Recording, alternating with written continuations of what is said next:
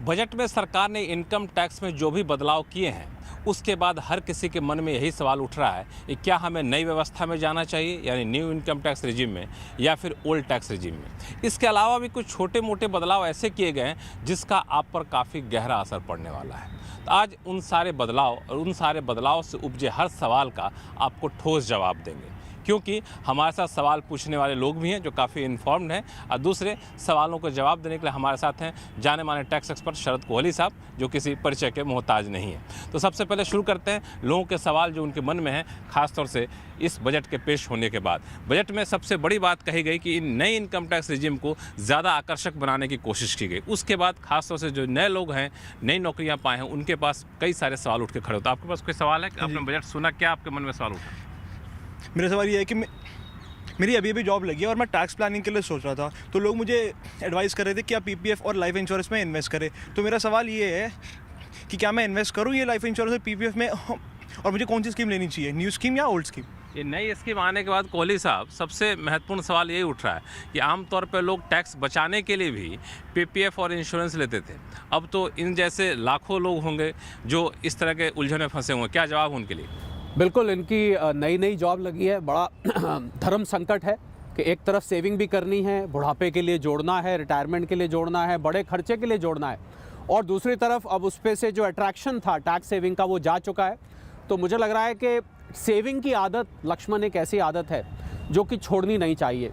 ठीक है, tax advantage ना रहे, पर इन्होंने जो दो चीज़ों की बात करी, पीपीएफ बहुत अच्छी स्कीम है, 7% रिटर्न है, टैक्स एग्जेम्प्ट है, तो मैं समझता हूँ सेविंग थोड़ी बहुत फिर भी करते रहनी चाहिए। भले ही न्यू टैक्स रिजीम में आने के बाद इनको उसका सीधा नई लाभ मिल रहा हो। मुझे लग रहा है वित्त मंत्री महोदया भी ये संदेश कभी नहीं देना चाहती होंगी कि आप सेविंग करना छोड़ दीजिए। लेकिन मैं पूछूं कि अगर सिर्फ टैक्स बचाने के लिहाज से सेविंग करना चाहते हैं तो सेविंग करने का फायदा नहीं मिलेगा टैक्स में। देखिए, खाली टैक्स बचाने के लिए तो सेविंग करनी चाहिए भी नहीं सैद्धांतिक रूप से। सेविंग का मकसद आपको नहीं, मैं और ज़्यादा सटीक सवाल पूछ रहा हूँ। अगर कोई सिर्फ इसलिए सेविंग कर रहा हो कि मुझे टैक्स बचाना है, तो अब नई टैक्स रिजीम को आकर्षक बनाने के बाद क्या उस टैक्स बचाने के लिए सेविंग करना चाहिए? टैक्स सेविंग करने से टैक्स में कोई असर नहीं पड़ेगा? नहीं, बिल्कुल। फिर अगर खाली टैक्स के लिए आप सेविंग कर रहे हैं तो फिर उस सेविंग से हट के और भी बहुत, कहते हैं और भी गम है ज़माने में, आप और चीज़ों पे भी जा सकते हैं। खाली टैक्स वाली जो सेविंग है उसको आप छोड़ सकते हो। तो इसके लिए ऐसे मामले में इनके लिए न्यू टैक्स रिजीम ज़्यादा बेहतर होगा। बिल्कुल, न्यू टैक्स रिजीम बेहतर होगा। और पीपीएफ मैं इनको सलाह दूंगा, ये ज़रूर फिर भी खोलें, इनको आगे काम आएगा। इंश्योरेंस पॉलिसी रिस्क कवरेज होता है, वो उसका एक ऑब्जेक्टिव डिफरेंट होता है। तो मुझे लग रहा है इन सेविंग्स का ऑब्जेक्टिव ध्यान में रख के तब इनको चयन करना चाहिए। अगर वो टैक्स सेविंग ऑब्जेक्टिव से कर रहे हैं तो फिर करने का फायदा नहीं, छोड़ सकते बाकी हैं। जो ऑब्जेक्टिव है वो पूरा कर सकते हैं। जी हाँ, छोड़ सकते हैं। चलिए एक और सवाल लेते हैं। आपके पास कोई सवाल? जी, मेरा सवाल ये है कि मेरी अभी रिसेंटली मेरा प्रमोशन हुआ है और मेरी सैलरी है 60,000 रुपये, तो क्या मुझे नई रिजीम में जाना चाहिए या नहीं, या पुरानी रहनी चाहिए? सैलरी आपने बताई 60,000 रुपये। 60,000 रुपये, 60,000 रुपये सैलरी महीने का है, तो यानी आपको 7,20,000 के आसपास सैलरी होगी सालाना। तो ऐसे लोगों के लिए खुशखबरी है, 7,20,000 हो गया। और स्टैंडर्ड डिडक्शन, अब तो पता है आपको, न्यू रेजिम में स्टैंडर्ड डिडक्शन आ चुकी है जो कि पहले नहीं होती थी। तो स्टैंडर्ड डिडक्शन 50,000 लें तो 6,70,000 रह जाती है। और अगर आपने, इन्होंने वित्त मंत्री महोदया का कल बजट स्पीच सुना था जो अभी आया है, तो 7 लाख रुपए तक कोई टैक्स नहीं है। तो इनके लिए तो बहुत बड़ी खुशखबरी है। जब सैलरी बढ़ेगी तब देखी जाएगी। नहीं, ये 7 लाख वाले में मुझे थोड़ा सा क्लैरिटी और चाहिए। जो कई लोगों ने मुझसे पूछा कि क्या 7 लाख तक अब टैक्स नहीं लगेगा या फिर कुछ उसमें पेच है? बहुत अच्छा सवाल है, और मेरे से भी बहुत लोगों ने, लक्ष्मण, कल जब से बजट स्पीच आई तब से लोगों ने पूछा है। और इसमें कैच ये है कि 7 लाख तक अगर आप कमाते हैं तो एक सेक्शन 87A होता था, आपको याद होगा, हम टैक्स गुरु में अक्सर इसका जिक्र करते हैं। वो 87A अब चल के न्यू टैक्स रिजीम में आ गया है, यानी कि 25,000 रुपये टैक्स आपका कुल मिला के बचता है। और 7,000 पर जो ही आप पार करते हैं उस लक्ष्मण रेखा को, क्षमा करिए आपका नाम ले रहा हूँ, जैसे ही आप उसको पार करते हैं तो आपके ऊपर वो स्लैब्स अप्लाई हो जाते हैं, 0 से 3 लाख, 3 से 6 लाख, 6 से 9 लाख। पर जब तक आप 7 लाख के अंदर रहते हैं तब तक के लिए 0 टैक्स रहेगा। तो इनके लिए खुशखबरी, 0 टैक्स। लेकिन ये भी बताना ज़रूरी है कि 7 लाख वाले जो बदलाव है वो सिर्फ न्यू टैक्स रिजीम चुनने वालों के लिए है, बिल्कुल ओल्ड टैक्स वालों के लिए नहीं है। बिल्कुल उनके लिए नहीं है। उनके लिए वही पुराना जो चल रहा है 2.5 लाख वाला मॉडल है, वही चल रहा है। 2.5 से 5 लाख, 5 लाख से 10 लाख पुराने, उनके लिए बाकायदा स्लैब्स लागू हैं। और इसीलिए लक्ष्मण, ये पुराने स्लैब्स वित्त मंत्री महोदया ने हटाए नहीं हैं। क्योंकि जिन लोगों ने कमिटमेंट की हुई थी, जो लोग इन्वेस्टमेंट के ज़रिए करना चाहते हैं, उनके लिए अभी रखा हुआ है कि आप इन्वेस्टमेंट कर रहे हैं, आप रखिए। पर बाय डिफ़ॉल्ट अब आप जब पोर्टल खोलेंगे ना, तो आपको नया रिजीम अब बाय डिफ़ॉल्ट दिखाई देने वाला है। बाय डिफ़ॉल्ट दिखाई देना। इसका मतलब ये हुआ कि अगर पहले होता था कि आपको न्यू टैक्स रेजिम में जाना है तो आपको चुनना होगा, अब यह है कि नहीं, आपको पुराने में जाना है तो चुनना पड़ेगा। पुराने को चुनना पड़ेगा। पुराने को कैसे चुनेंगे, इस पर आपसे बातचीत करूँगा, लेकिन एक और सवाल मैं ले लेता हूँ इनसे। जी सर, गुड आफ्टरनून। सर, मेरा क्वेश्चन ये है कि मैं एक टैक्स पेयर हूँ और अंडर ओल्ड रिजीम हमें स्टैंडर्ड डिडक्शन मिलती है 50,000 की। तो ये स्टैंडर्ड डिडक्शन हमें न्यू रिजीम के अंडर मिलेगी कि नहीं, क्योंकि जब से इंट्रोड्यूस हुआ है तब से हमें कोई डिडक्शन नहीं मिल रही है न्यू रिजीम के अंडर। स्टैंडर्ड डिडक्शन बड़ा महत्वपूर्ण सवाल है। जी हाँ, बिल्कुल। और आपने कई शो में उठाया भी था इस मुद्दे को। बिल्कुल, आपको याद होगा हम डिस्कस करते थे कि नई रिजीम को लुभावना बनाया जाए। आपने भी मुहिम चलाई कि नई रिजीम को अट्रैक्टिव बनाया जाए, ज़्यादा से ज़्यादा लोग उससे जुड़ पाएँ। तो मुझे लग रहा है आपकी आवाज़ पहुँच गई वित्त मंत्रालय के गलियारों में और उन्होंने स्टैंडर्ड डिडक्शन को ले आए वापस, और स्टैंडर्ड डिडक्शन 50,000 मिलेगी आपको। फिर से एक बार साफ कर दे, पहले जो व्यवस्था थी उसके तहत न्यू टैक्स रेजिम में स्टैंडर्ड डिडक्शन नहीं थी। अब न्यू टैक्स रेजिम, अब ये न्यू जो आई है, हाँ, उसमें मैं उसको न्यू कहता हूं। न्यू हो गया, तो ये न्यू डिडक्शन है। जी बिल्कुल, 50,000 रुपए। ध्यान रखिएगा, न्यू टैक्स रेजिम की बात कर रहे हैं जहाँ आपको फायदा मिलेगा। आपके पास कोई सवाल? नमस्कार, मेरा 20 साल का हाउसिंग लोन है, तो उसमें 2.5 लाख का इंटरेस्ट है और लगभग 75,000 रुपये का प्रिंसिपल अमाउंट होता है। तो क्या मुझे न्यू रिजीम ऑप्ट करना चाहिए या पुराने रिजीम में कंटिन्यू करना चाहिए? जी हाँ, ये यक्ष प्रश्न है लक्ष्मण। इसलिए यक्ष प्रश्न है क्योंकि बहुत सारी जगह चर्चा हो रही है कि क्या अब भी पुरानी रिजीम अट्रैक्टिव रहती है। तो अब इन्होंने तो हाउसिंग लोन लिया हुआ है, जो मैं अभी जिक्र कर रहा था, उसका तो 15-20 साल तक किस्त जाती रहती है। तो हम एक सीमा तय करते हैं, जब हम कैलकुलेशन में जाते हैं तो हमको एक सीमा दिखाई देती है। वो सीमा कहती है कि जब आप लगभग 8.25 साढ़े 8 लाख रुपए तक अगर आप 80C और 80D में खाली निवेश कर रहे हैं, तो पुरानी रेजिम आपके लिए अभी भी अट्रैक्टिव बनी रहेगी।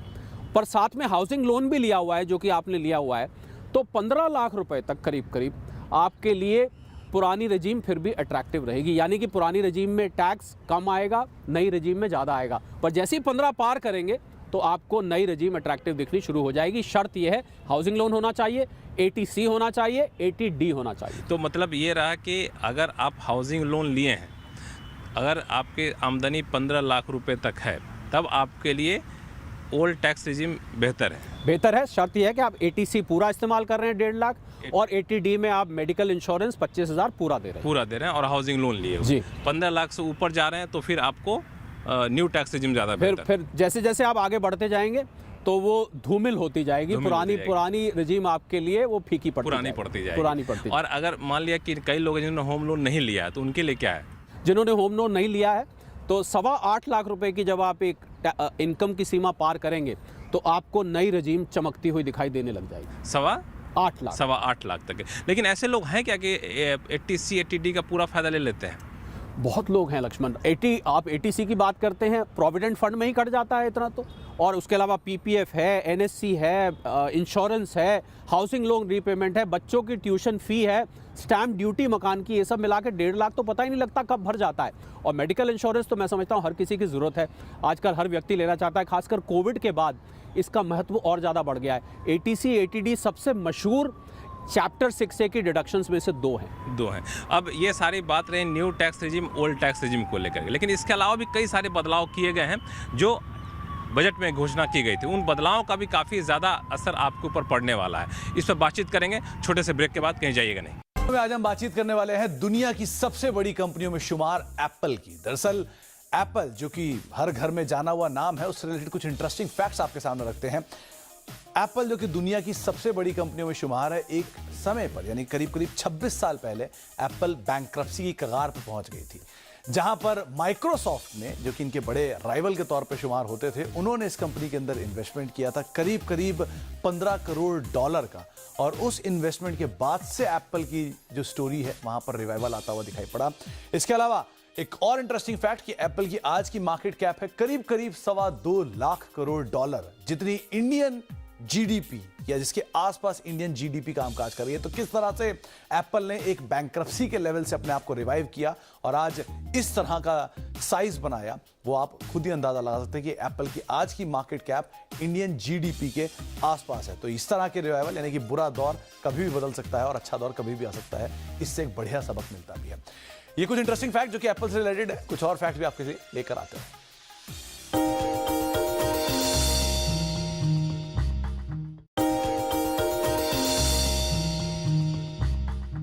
डू यू नो में आज हम बातचीत करने वाले हैं commercial vehicle maker Ashok Leyland की। दरअसल इस कंपनी की शुरुआत जो हुई थी वो रघुनंदन सरन साहब ने की थी, जो कि एक फ्रीडम फाइटर थे, और उन्होंने अपने बेटे के नाम पे इस कंपनी का नाम रखा था अशोक। लेकिन धीरे धीरे लेलैंड ने जब इस कंपनी के अंदर 40% स्टेक खरीदा तो अशोक लेलैंड बना। बाद में हिंदुजा ग्रुप ने इस कंपनी के अंदर हिस्सा खरीदा और वो बहुत लेटर ट्रांजैक्शन था, लेकिन उस कंपनी का नाम में कोई फेरबदल नहीं किया। इनफैक्ट एक इंटरेस्टिंग फैक्ट ये भी है कि किसी भी हिंदुजा ग्रुप की तरफ से पहला इंडियन एक्विजिशन अगर उन्होंने कोई किया था तो वो अशोक लेलैंड का ही था, जो कि उन्होंने एक्विजिशन किया था। कुछ और इंटरेस्टिंग फैक्ट्स की अगर बात की जाए तो एक इंटरेस्टिंग फैक्ट ये भी है कि पहली इंडिजीनियसली असेंबल्ड ऑस्टिन जो है वो अशोक लेलैंड की तरफ से बनाई गई थी, और साथ ही साथ देश में चलने वाली पहली डबल डेकर बस टाइटन की शुरुआत भी अशोक लेलैंड की तरफ से ही की गई थी। तो ये कुछ ऐसे इंटरेस्टिंग फैक्ट अशोक लेलैंड से रिलेटेड, आगे कुछ और फैक्ट लेकर भी आते रहेंगे।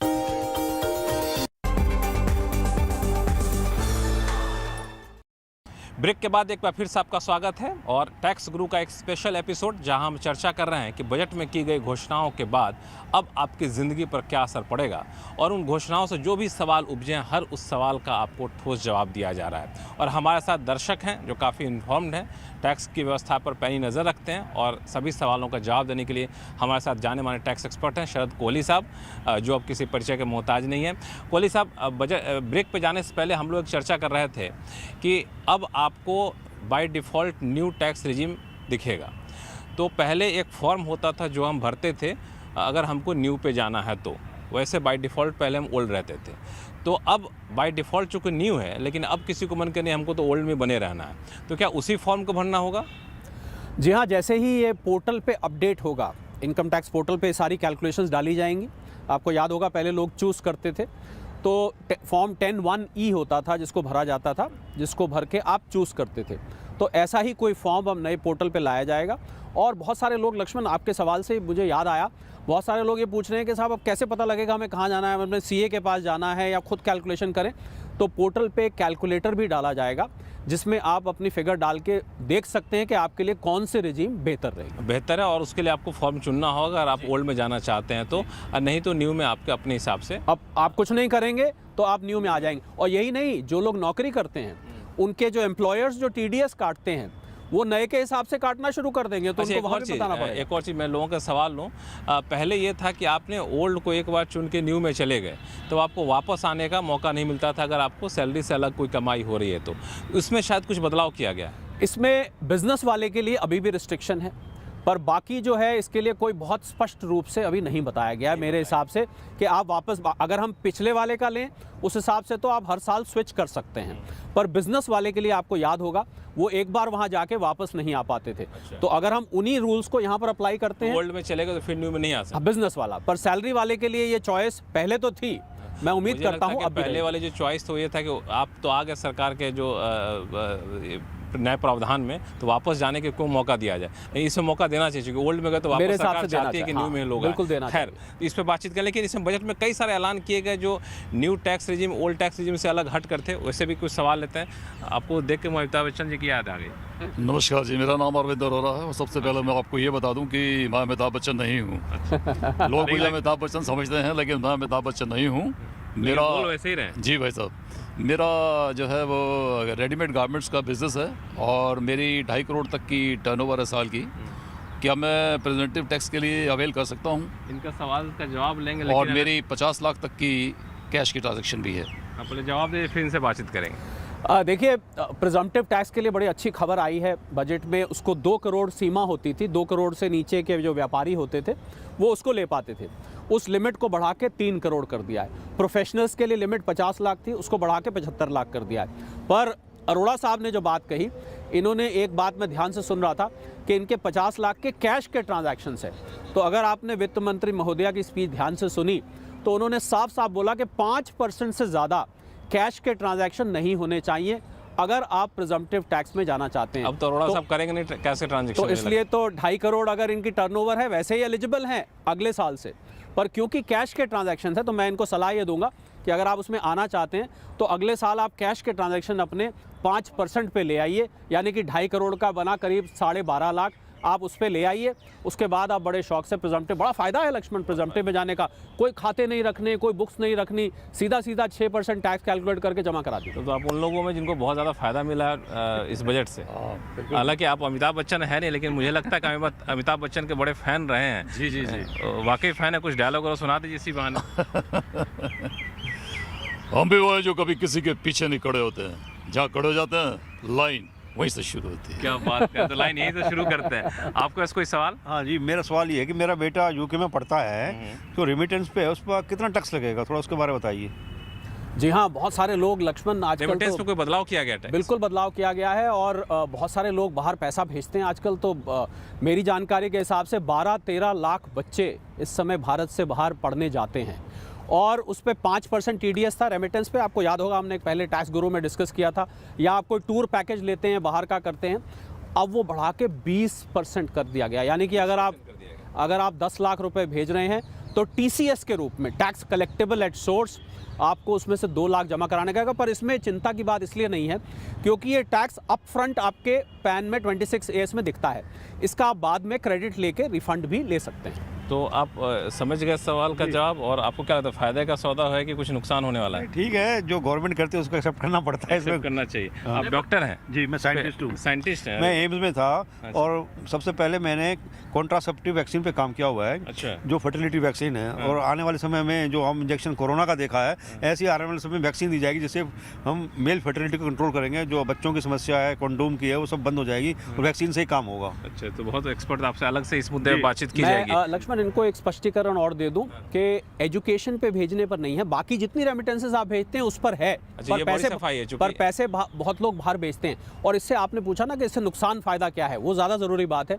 लोग ये शिकायत कर रहे हैं कि हमारा पैसा फंस जाएगा, क्योंकि आपके टैक्स जमा होगा, जब तक रिटर्न फाइल करेंगे रिफंड आएगा, पूरे प्रोसेस में टाइम लगता है, आप तो जानते हैं। तो पैसा उतनी देर के लिए फंसा रहेगा। मतलब किसी ने 10 लाख भेजने हैं तो उसके 12 लाख रुपए यूज़ हो जाएंगे, 2 लाख रुपए फंसे रहे। लेकिन ये तो एजुकेशन के लिए आप भेज रहे हैं, आपका बेटा वहाँ पढ़ते हैं जी, तो इन पे तो एजुकेशन के लिए भेज रहे हैं तो कोई चिंता की बात नहीं। चिंता की बात एजुकेशन है कि बिजनेस के लिए? नहीं, मेरा तो बच्चा एजुकेशन के लिए। एजुकेशन के लिए, एजुकेशन में चिंता की बात नहीं है, पर 20% कर दिया गया है फॉरेन रेमिटेंसेस पे TCS। इसके पीछे कोई खास मकसद? इसके पीछे मकसद ये है कि वित्त मंत्रालय को ऐसा लग रहा था कि उसकी ट्रैकिंग नहीं हो पाती है, तो और TCS 5% TDS जब आप काट रहे थे तो लोग उसको भेज देते हैं, पर फिर भी वो रेगुलेशन से बाहर रहता है। अब जब 20% होगा तो अपने आप लोगों को डिस्क्लोज करना पड़ेगा और सरकार के पास टैक्स पहले ही आ जाएगा अगर उस पर बनता है तो। क्योंकि मान लीजिए उस पर 20% बनता है, आपने तो 5% लिया है, वो एस्केप हो जाता है, बाद में फिर प्रोसीडिंग्स चलती मुझे है। लगता है कि मनी लॉन्ड्रिंग पे भी कंट्रोल होगा। जो बिल्कुल, मनी लॉन्ड्रिंग पे भी मेन control प्रॉब्लम मनी होगा। लॉन्ड्रिंग की होती है। आप बहुत गौर से सुन रहे हैं, आपके मन में कोई सवाल नहीं है? सर, मैं ये पूछना चाहती हूँ कि बीइंग अ वुमेन हमें इस बजट से क्या बेनिफिट्स हो रहे हैं? ये सवाल बहुत जायज़ है, चूँकि वित्त मंत्री भी महिला हैं और प्रधानमंत्री ने कहा था कि महिला वित्त मंत्री, महिला राष्ट्रपति, तो ये सत्र बड़ा उपयोगी होगा उनके। और सब महिलाएं, लक्ष्मण, कल जब बजट स्पीच उस दिन आ रही थी तो सब महिलाएं उसको बहुत गौर से सुन रही थी कि शायद कोई अनाउंसमेंट आए, पर महिलाओं के लिए टैक्स में ऐसा कोई प्रावधान अभी भी नहीं आया है। एक मैं इनको खुशखबरी जरूर दे दूं, क्योंकि महिलाओं की बात आई है, तो महिला सम्मान निधि करके एक नई स्कीम लॉन्च की गई है 2 साल के लिए, हालांकि टैक्स से संबंधित नहीं है। 7.5% इंटरेस्ट, 2 लाख रुपए आप इसमें लगा सकते हैं और 2 साल के लिए आप इसमें निवेश कर सकते हैं। टैक्स में अफसोस है कि मुझे कोई ऐसी चीज़ नहीं खुशी इस बात से हो जानी चाहिए कि वित्त मंत्री महिला है, उन्होंने बजट पेश किया, ये भी तो खुशी का मौका ये है। एक बहुत बड़ी खुशी की बात है कि जितने लोगों के प्रावधान आए एक महिला के मुख से निकल के आए। महिला के मुख से निकल गया। आप कुछ पूछना चाहते हैं? सर, मैं एक छोटा व्यापारी हूँ और मेरी annual income less than 20 lakh rupees है, तो मैं GST के दायरे में नहीं आता हूँ। जो कहीं मैं बिजनेस अकाउंट खोलना चाहता हूँ, मेरा अकाउंट खुल नहीं पाता है, तो उसके लिए मैं क्या करूँ? जी हाँ, बिल्कुल। जब बैंक के पास जाते हैं ना छोटे व्यापारी खोलने, तो बैंक कहता है साहब आप ID दिखाइए, और अपनी ID नहीं, अपना आधार नहीं चलता इसमें वो बिजनेस के कोई रजिस्ट्रेशन मांगते हैं। तो अब कल बजट में जो अनाउंसमेंट की गई, पैन को बिजनेस आइडेंटिफायर बना दिया गया है, यानी कि अब पैन आपके बिजनेस की आइडेंटिटी बन जाएगा। इसके लिए आपको जीएसटी रजिस्ट्रेशन कराने की जरूरत नहीं है। नहीं जरूरत है, कोई और रजिस्ट्रेशन, बहुत बड़ा बदलाव है। शॉप एक्ट, कोई भी और रजिस्ट्रेशन नहीं। आपके बिजनेस की आइडेंटिटी अब पैन बैंकों को या कहीं भी जरूरत है उसको मानना पड़ेगा। अगर मैं आसान भाषा में कहूँ तो बिजनेस का आधार पैन बन गया है। बिजनेस का आधार पैन बन गया। अब वो क्या ईज ऑफ डूइंग बिजनेस की तरफ एक बहुत बड़ा कदम उठा सकता है। आप कुछ बोल रहे थे सर। ये मेरा कंसल्टेंसी का बिजनेस है और मैंने 22 तक का अपना रिटर्न भर दिया था, तो अब उससे कुछ फ़ायदा मुझे इसमें इस बजट से मिलेगा या नहीं मिलेगा? देखिए, कंसल्टेंसी बिजनेस है, आपने पिछले साल के रिटर्न फाइल करिए, आपका टैक्स कटा था? हाँ, कटा था। टैक्स कटा था। टैक्स इस साल कटा है, पिछले साल कटा है? नहीं, अब कट गया ना सर। हाँ, तो देखिए ये बहुत सारे लोग इसमें फंस जाते हैं।